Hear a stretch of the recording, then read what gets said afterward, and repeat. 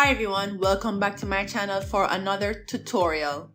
Well, I guess it's a tutorial, but I uploaded this video to my Instagram a couple of days ago on an ArcGIS Pro tip, and I thought I should just put it here as well, just in case you don't follow me on Instagram.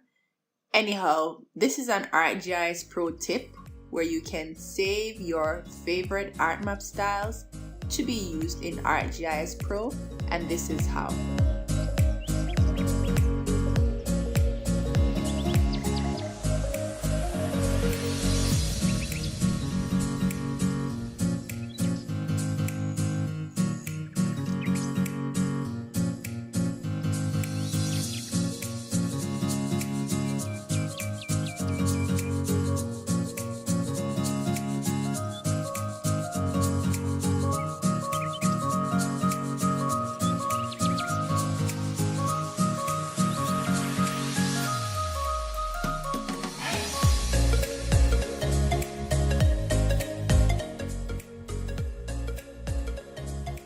Anyhow, thank you so much for watching. As usual, please don't forget to like, subscribe, and share this tutorial with a friend or colleague, or anyone you believe will benefit from this information.